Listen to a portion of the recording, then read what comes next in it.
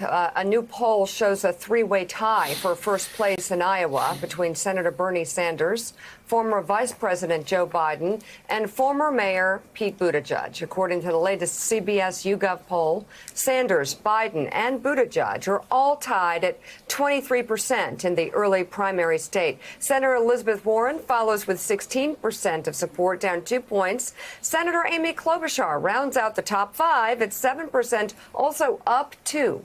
Meanwhile, in New Hampshire, Sanders and Biden are statistically tied. Sanders leads with 27% of support, up 7 points since November. Biden follows with 25%, up 3. Both sit within the polls' over 5-point margin of error. Warren now sits at 18%, down 13 points. Buttigieg has 13%, down 3, and Klobuchar has 7%, up 4 since November. Some candidates on the move up. Vaughn? Exactly, and I think the question, look, we're 28 days away here from the Iowa caucus, and when you're looking at foreign policy, is never named as a top priority among Democratic voters, even on the campaign trail here over just the last week alone. The question has hardly come up to these candidates. And yes, you have Joe Biden, you know, the former chairman of the Senate Foreign Relations Committee, who Bernie Sanders and Pete Buttigieg questioned his early Iraq war vote. But what you're seeing from these candidates on the Democratic side is a very coherent message. And that's one, well, largely putting their finger up in the air because of a lack of understanding of where the Trump administration's foreign policy is itself is. I mean, look, inauguration is 12 months away from now. And you go back, I mean, even back in October when the Trump administration decided to pull troops out of northern Syria. Even Bernie Sanders condemned the action, saying that the U.S. had decided to abandon its allies. When you're looking at this polling here, what you're seeing is Joe Biden continue to hold on to that large support. If we could pull up that poll there where you're looking from CBS in that poll there yesterday, voters were asked,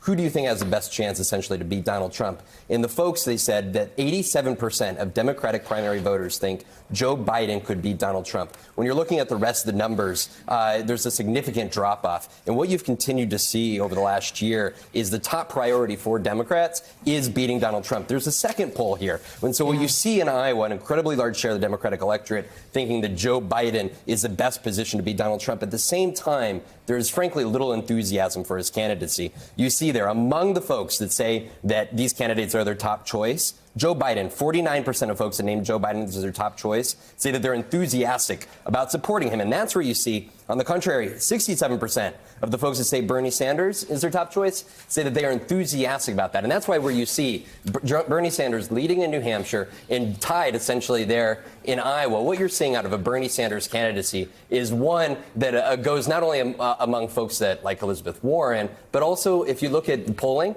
Joe Biden supporters, who do they say their second choice is right now? It's Bernie Sanders. And I'll bring up Andrew Minard. I met him on Friday night at a Pete Buttigieg event over in Portsmouth, New Hampshire. We were having a conversation through the weekend. When we talked in Portsmouth, he said that he was deciding between Pete Buttigieg and Bernie Sanders. Yesterday, I said, who are you going with? And he said, I plan 1 month from now to go with Bernie Sanders. And, you know, and a lot of folks, I think we try to bring this down to is it Bernie Sanders or Elizabeth Warren. And then there's the Pete Buttigieg or Joe Biden wing. But Andrew, he was on top of this and he said, quote, they are both bold and fearless and they exercise discipline and fairness in judgment. I think what we're going to be seeing over this next month is folks really trying to get down to what is a very open field. Well, and Vaughn, what we've heard from so many Democratic operatives is you've got to keep your eye on Elizabeth Warren in Iowa just because she has such strong organization. But then you look at her numbers, and it really has been such a slide. What are you seeing on the ground when it comes to enthusiasm holding for Elizabeth Warren at all? I think that with Elizabeth Warren, you know, it's Sue Blaisdell. She's from Marshalltown, Iowa. And I met her about a year ago, and we were just talking yesterday, and she said Elizabeth Warren is her top pick. She said the question, though, is she's not confident that she can win. And I asked Elizabeth Warren this just last week. I said, what do you tell folks like Sue, folks around this country, that you are their top pick? How do you actually beat Donald Trump? And she said, look, people didn't think Barack Obama was electable.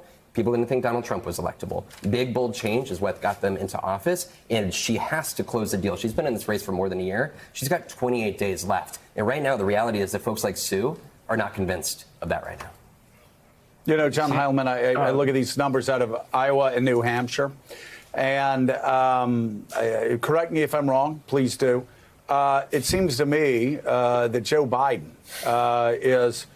If these numbers were to hold, and we're less than a month out, and they're not going to hold, obviously, but I mean, Biden would be the big winner here because he's holding serve in Iowa and New Hampshire, 2 places where he was like 3rd and 4th not so long ago, and he could still end 3rd and 4th. But if he finishes 1st or 2nd or a close 2nd, what we don't see in these 2 polls is what comes next, and that is, of course, South Carolina and Nevada, but more importantly, Super Tuesday, where he's going to gain a lot of support from black voters that Bernie Sanders, Elizabeth Warren, and Mayor Pete just aren't going to get.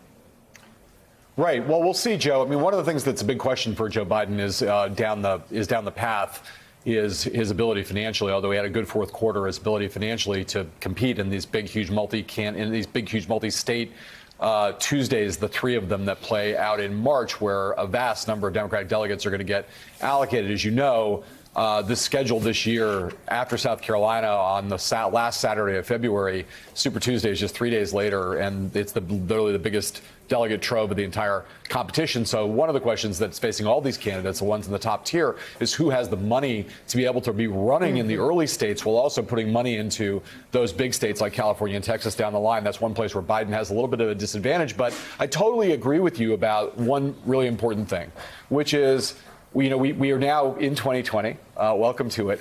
And after a year of watching Joe Biden demonstrate a lot of flaws in his candidacy, a lot of flaws in his performance, what we saw as we got through this year is he also demonstrated an extraordinary amount of resilience. And I don't think there's anybody in Iowa, where I've spent a fair amount of time, who thinks that the Biden operation is anything like as strong as the Buttigieg operation, the Warren operation, or even the Booker operation in Iowa. On the other hand, to your point, if Joe Biden manages to finish 1st or 2nd in Iowa, he's really the only candidate in this field who could run the table, bounce out of Iowa, finish 1st or 2nd in New Hampshire, and then because of his strength in these more diverse states like Nevada and principally South Carolina, he's the only one who could could essentially come out of those first early states, the February states, with a giant head of steam heading into the states that are going to produce 70% or so of the Democratic delegates in the month of March. So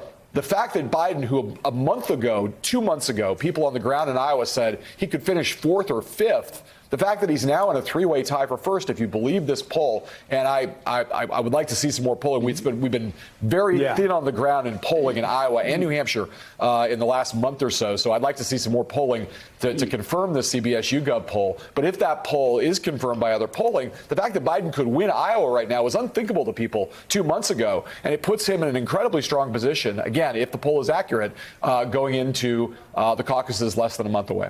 Thanks for checking out MSNBC on YouTube, and make sure you subscribe to stay up to date on the day's biggest stories. And you can click on any of the videos around us to watch more from Morning Joe and MSNBC. Thanks so much for watching.